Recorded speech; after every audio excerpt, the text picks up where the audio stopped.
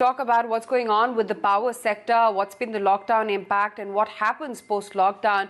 Who better than Mr. P. Uma Shankar, former Power Secretary, to throw some light on that. Mr. Uma Shankar, good morning. Good to have you on the show, sir. The power sector clearly has been one amongst the worst hit, and that was the case pre-COVID as well. Given that the sector was grappling with very poor financial health, what happens next post the lockdowns get lifted across the country? Do you think that consumers should be prepared for power blackouts next? I do not think that will happen. What I expect is that as of now, there is a substantial outstanding of discoms to GenCos.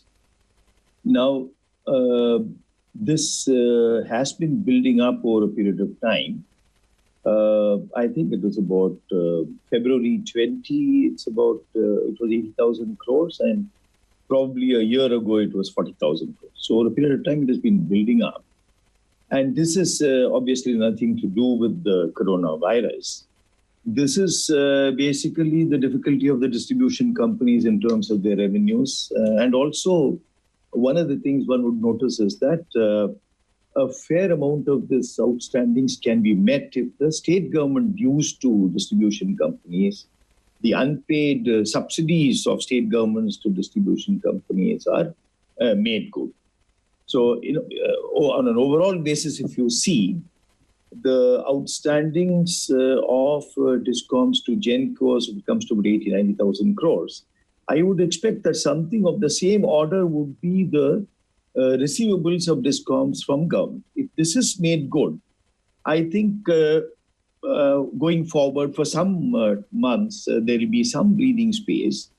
But again, with the lockdown, the high-value consumers like industries, like commercial institutions and so on, that has come down drastically, which has seriously affected the revenue of discoms. And not only just the revenues of discoms, it has also affected the cross-subsidies that these high-value consumers bring with them. At the same time, it's now difficult to bill because most of the domestic consumers who are basically consuming electricity at this time and probably will do the same going forward. Bills are difficult to be generated and sent to them, and collecting payments online. So this is the difficulty I see. What I would expect is that if the outstandings as of now, as of February, March or so, which is about 90,000 crores, to GenCos, if that is made good, then for a few months, I think things should, of course, be difficult, but they should not be leading to any kind of blackouts.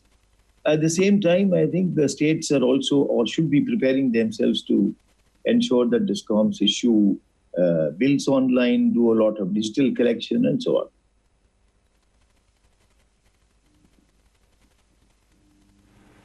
Sure. What is the solution then, Mr. Uma Shankar? Do you think a bailout from the government or an economic package which has a large sizable chunk for the power sector, that perhaps could try and cushion the system right now?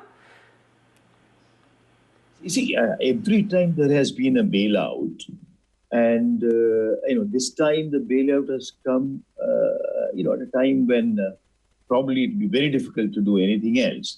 So I think I would personally think that a package from the central government to states for them to pay on to the discoms would be warranted, because today at least the discoms can say that a good part of their outstandings to GenCos could have been paid had there not been huge receivables from the state governments.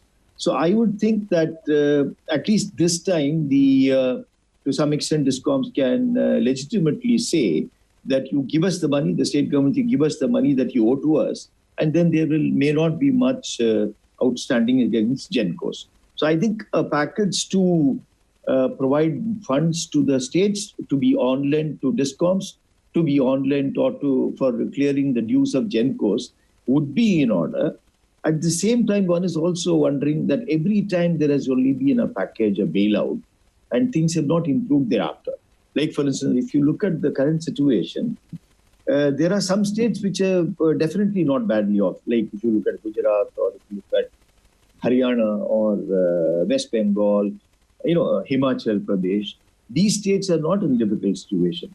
But there are perennially difficult states like Tamil Nadu, Rajasthan, Uttar Pradesh, which probably constitute 50-60% of whatever is outstanding today. And I would generally think that they would contribute to 50% of almost all the problems that the power sector has. So going forward, apart from bailout, one should look at very tough measures to see how at least some of these states are brought around to, ensuring that DISCOM finances are okay, they function commercially well, and all that. See, one of the things, for instance, huge outstandings from government departments. I mean, this thing has been in the works for quite some time. I remember in 2012, when we prepared the financial restructuring plan, one of the things that was done was, one of the conditions laid down there was that the state government departments will all have to have prepaid meters, so that there is no difficulty of electric dues not being paid. Now, I think something like that should probably be taken up and really vigorously implemented. One of the things I think that one should look at this time using this crisis is how do we reduce the cross subsidies? Today, for instance, if industrial production consumption has gone down, it has not only not taken away the revenues, it has also taken away the cross subsidies, which are very, very important for the DISCOMs. So if the cross subsidy levels were not that much, just the loss of industrial demand would not affect the DISCOMs so much. I think this is another thing that going forward one should be looking at. I just hope that the state regulators would be looking at tariff petitions as soon as possible, and not, considering postponing them because of the difficulties that have arisen.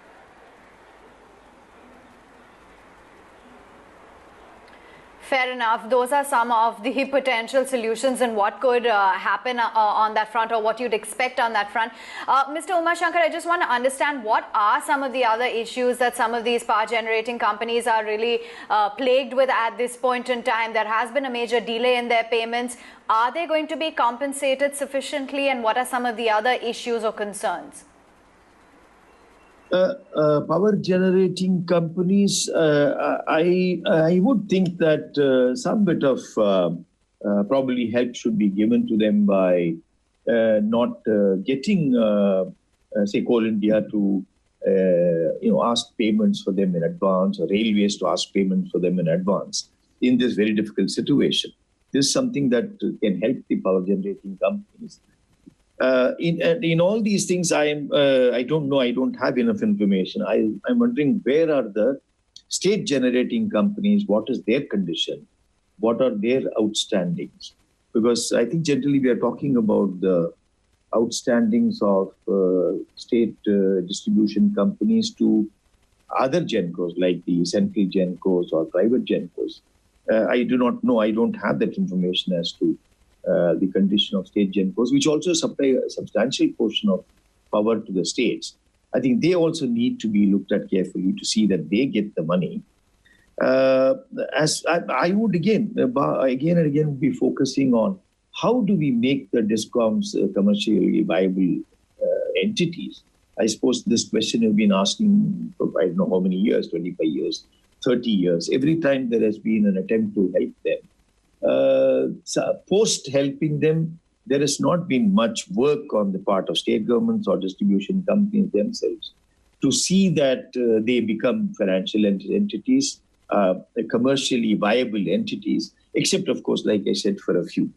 So this is what I would think in a nutshell. This very difficult situation, this crisis can be used in trying to, in a sense, ensuring that the states and DISCOMs, particularly a few, like Tamil Nadu, Rajasthan, Uttar Pradesh, some of them should be really handled with a very, very firm hand to see that things don't get out of hand.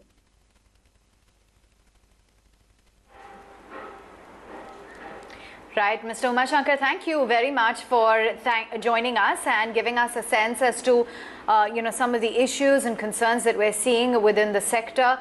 The power sector, remember, has been one of the worst hit as the health of a lot of these discoms have been deteriorating quite substantially.